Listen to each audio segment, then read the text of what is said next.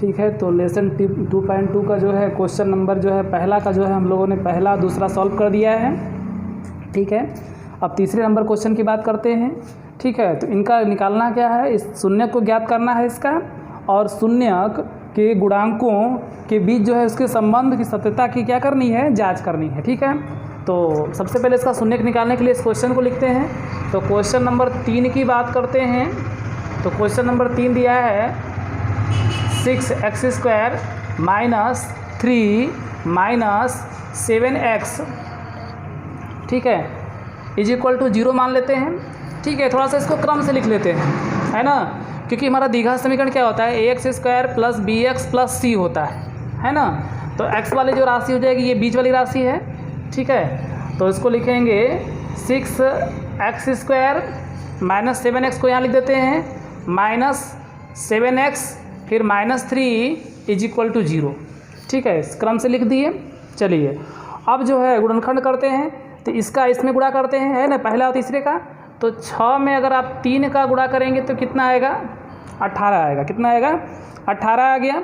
ठीक है, तो इसको इस प्रकार से हल करते हैं कि गुणा करने पर तो 18 हो, ठीक है, लेकिन यहाँ पर देखिए माइनस है तो घटाने पर बीच वाले पद के क्या हो जाएगा, बराबर हो जाएगा। प्लस रहेगा तो जोड़ने पर, माइनस रहेगा तो घटाने पर। ठीक है, गुणा करने पर 18 है, लेकिन यहाँ पर घटाने पर जो है 7 के क्या हो जाए, बराबर हो जाए। तो कैसे होगा देखते हैं। ठीक है, अगर आप 9 में 2 का गुणा करते हैं, है ना, अगर आप 9 में 2 का गुणा करेंगे तो 9 दूना के 18 हो गया इसके बराबर।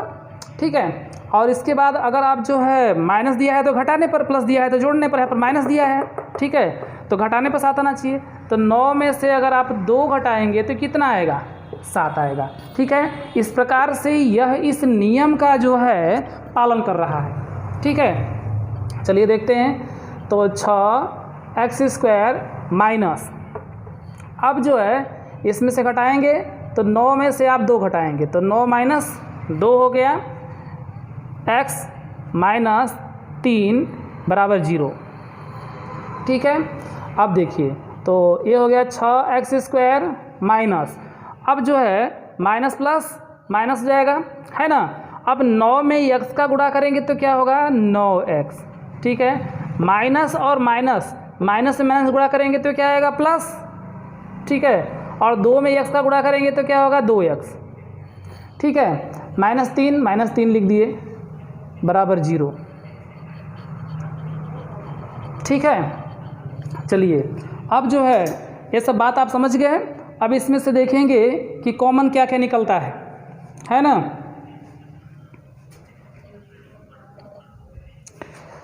तो इन दोनों में कॉमन क्या है, इन दोनों में जो है कॉमन क्या है, तो इन दोनों में कॉमन जो है 3x निकाल देंगे, 3x यहाँ से निकालेंगे तो कॉमन निकालने का अर्थ क्या होता है, भाग देना।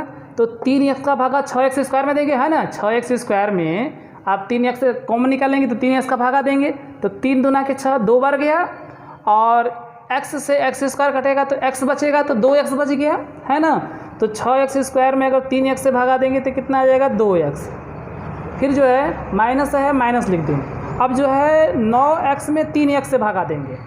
ठीक है, तो 9x बटे 3x कर दें, है ना, 3x कॉमन निकाल दे रहे हैं। तो 3 3 के 9, x से x कट गया, कितना आया, 3 आ गया, है ना। 3x का भागा 9x में देंगे तो क्या आएगा, 3 आएगा। अब देखिए प्लस है, प्लस लिख देंगे। यहाँ पर कुछ भी संख्या कॉमन नहीं दिखाई दे रही है। ठीक है, जहाँ कुछ भी कॉमन नहीं दिखाई देता है वहाँ क्या लिखते हैं, 1 लिखते हैं। तो यहाँ पर 1 कॉमन लिख लेंगे। ठीक है, तो बचेगा 2x - 3। ठीक है ना, 1 से भागा देंगे कोई प्रभाव नहीं पड़ेगा, तो 2x - 3 रहेगा। अब देखिए दोनों ही ब्रैकेट क्या होने चाहिए, बराबर होने चाहिए। तो 2x - 3 यहाँ पर भी है और 2x - 3 यहाँ पर भी है। ठीक है, इसलिए हम लोग क्या करते हैं कि यहाँ पर जो है 2x - 3 को कॉमन निकालते हैं। 2x - 3 को कॉमन निकालेंगे तो यहाँ पर बचेगा क्या, 3x + 1। ठीक है, यहाँ पर क्या बचेगा, 3x + 1 बचेगा।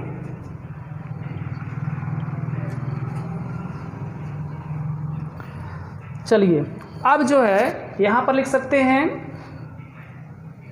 3x + 1 = 0 लिख सकते हैं, है ना। तो 3x + 1 = 0 है, तो 3x इज इक्वल टू, ये +1 है, पक्षांतर करेंगे तो क्या हो जाएगा -1। पक्षांतर करने के मतलब जो भी राशि या संख्या इधर से उधर या उधर से इधर ले जाते हैं, यानी दाहिने से बाएं या बाएं से दाएं ले जाते हैं, ठीक है, तो प्लस का माइनस, माइनस का प्लस हो जाता है। तो +1 है तो यहाँ पर क्या हो जाएगा -1, तो x बराबर क्या हो जाएगा -1/3, है ना, -1 हो गया। और यह 3 जो है गुणा में तो इसमें जाएगा भागान में, तो -1/3x का मान हो गया। या आगे ऐसे भी ले सकते हैं इसको भी, 2x - 3 इज इक्वल टू 0 हो गया, ठीक है। तो 2x बराबर, ये -3 है, पक्षांतर करेंगे तो +3 हो जाएगा।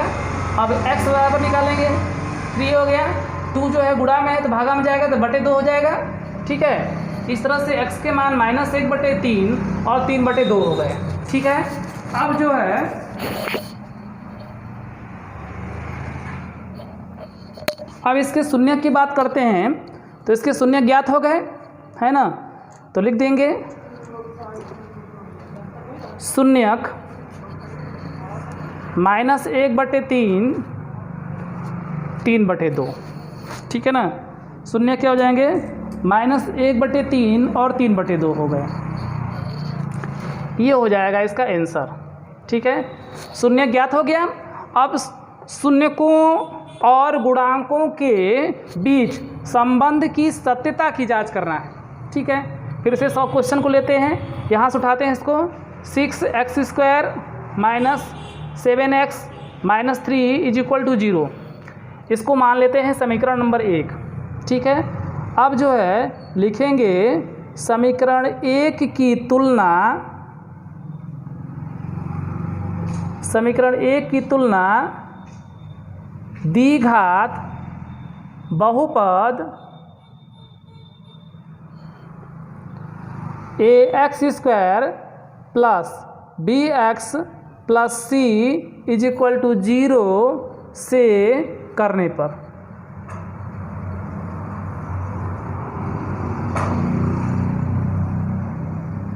ठीक है।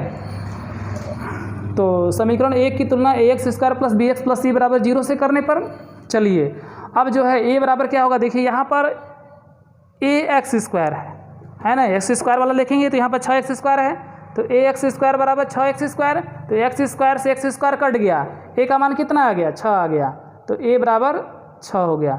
चलिए यहाँ से देखते हैं bx के स्थान पर क्या है -7x है, तो b का मान -7 आएगा, कैसे आएगा देखते हैं। bx बराबर कितना है -7x, ठीक है, दोनों तरफ x होना चाहिए, x है बराबर राशि है, x से x कट जाएगा, तो b का मान कितना आएगा -7, ठीक है, b का मान -7 आ गया। चलिए अब बात करते हैं c के सामने कितना है -3, तो जो है c का मान कितना आएगा -3 आ जाएगा, ठीक है। चलिए अब फार्मूले की बात करते हैं, तो फार्मूला क्या होता है, मूलों का योगफल यानी बहुपद के शून्यकों का योगफल alpha + beta is equal to -b/a, है ना।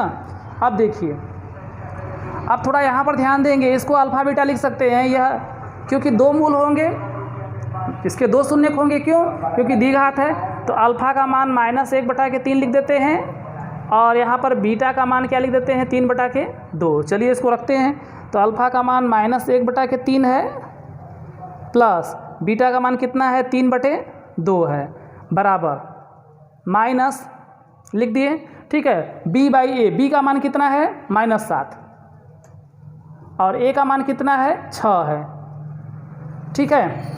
आगे देखते हैं,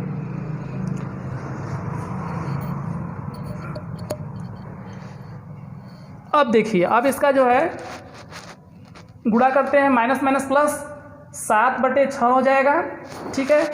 अब इसका तिरे गुणा करते हैं, 2 का गुणा -1 में करते हैं तो -2 होगा, प्लस है प्लस लिख दें, फिर 3 का गुणा 3 में करते हैं, 3 त्रिके 9 हो जाएगा।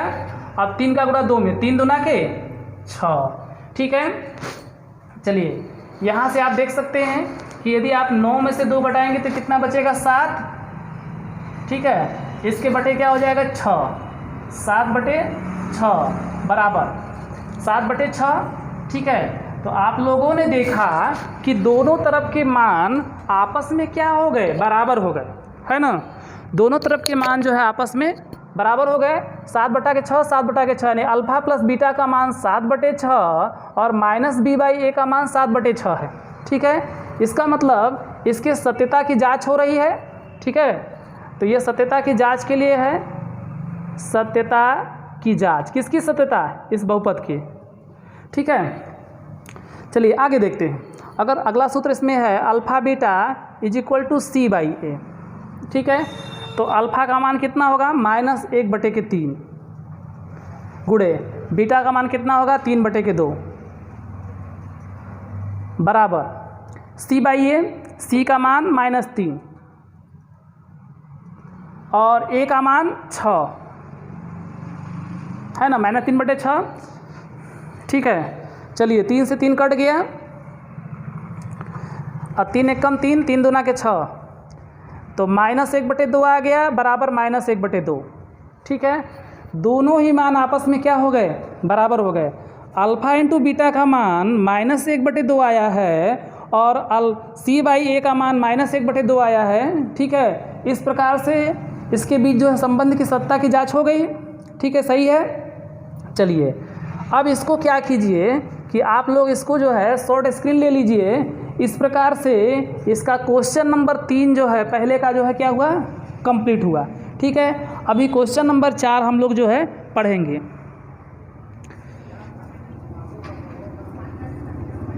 ठीक है, उसको जो है आप लोग देख सकते हैं यहाँ से, -1/2 है। चलिए अब क्वेश्चन नंबर 4 देखते हैं।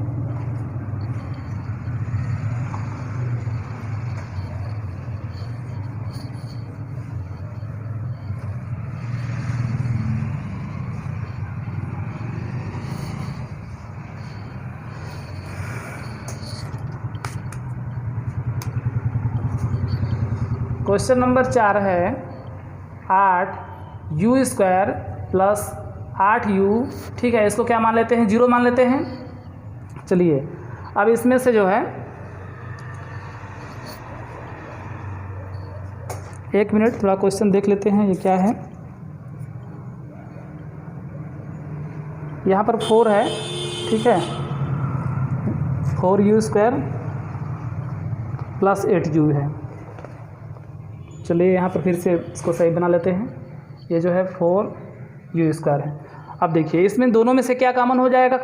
4u कॉमन हो जाएगा, तो 4u अगर कॉमन निकालेंगे, ठीक है, तो 4u 4 से 4 कट जाएगा, u² में u का भागा देंगे तो u बचेगा, u प्लस क्या आएगा 2 है ना,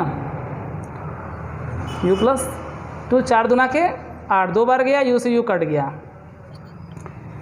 इसमें से 4u कॉमन निकालेंगे। कॉमन निकालने का अर्थ क्या होता है? भाग देना। तो 4u का भागा जो है इसमें देंगे 4u² में, तो 4u² में अगर आप 4u से भागा देंगे तो 4 से 4 कटेगा, इस u से u कटेगा, एक तो u बचेगा। ठीक है, इसके बाद देखिए अब क्या है, यहाँ पर u लिख दिए, 8u में 4u से भागा दे रहे हैं, तो u से u कट गया, 4 से 4 दूना के 8, कितना बार गया? 2 बार गया, u + 2 हो गया। ठीक है, तो अगर हम लोग देखेंगे कि u + 2 = 0, तो u = क्या हो जाएगा? -2 है ना। यह +2 है, पक्षांतर करेंगे तो -2। क्यों? क्योंकि पक्षांतर करते हैं तो प्लस का माइनस और माइनस का प्लस हो जाता है। ठीक है, चलिए यहाँ पर लिखेंगे कि अगर 4u = 0 तो u = क्या हो जाएगा? 0/4 है ना, 0/4। तो 0 में 4 से भगा देंगे तो क्या आएगा? 0 आएगा। तो u का मान क्या आ गया? 0 आ गया, और क्या आ गया? -2 आ गया।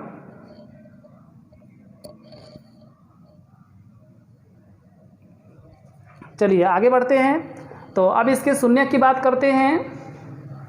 तो इसके जो शून्यक हैं वो कितने आ गए? -2 और 0 आ गए। ठीक है, इस तरह से इसका आंसर हो गया। चलिए अब बात करते हैं अल्फ़ा। ठीक है, इसका जो शून्यक जो है अल्फ़ा के मान कितना हो गया? -2, और बीटा का मान कितना हो गया? 0 हो गया। ठीक है, अब इसको देखेंगे 4u² + 8u।